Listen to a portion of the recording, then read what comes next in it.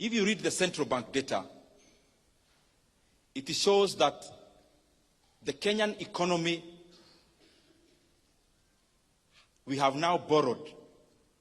Our national debt is now over 12.1 trillion Kenya shillings. For the last 3 years, our country has borrowed in excess of 3.5 trillion Kenya shillings.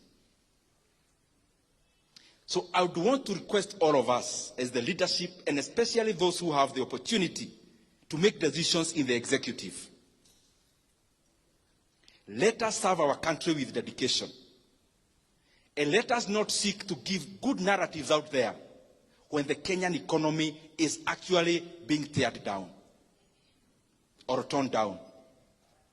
We have borrowed over 3.5 trillion Kenya shillings in 3 years. President Kibaki borrowed 1.2 trillion in the entire 10 years he was president.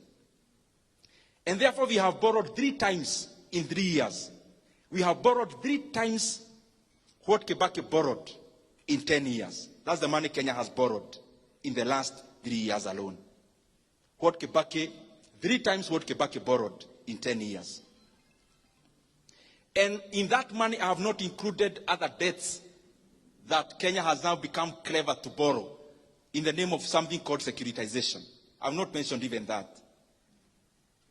It therefore means the economy of Kenya is borrowing 100 billion every month. And every single day, when the lights go off, every day, every single day, Kenya is borrowing 3.4 billion every day.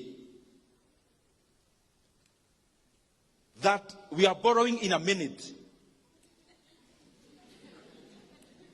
You can do the calculations and see. In an hour, maybe we are borrowing around 137 every 1 hour.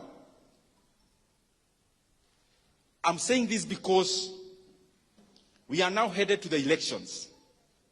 And what governments do, they focus more on re-election, and we forget that we have a country to lead after the elections. And what that means is that every time we are nearing elections, we start having something called fiscal expansion. Because maybe there is nothing much to be seen for the past year, then in basically 1 year, we want everything to be seen. And therefore, what do? We become reckless in borrowing. Kenya is there now. That now our debt is 12 trillion Kenya shillings. I want to request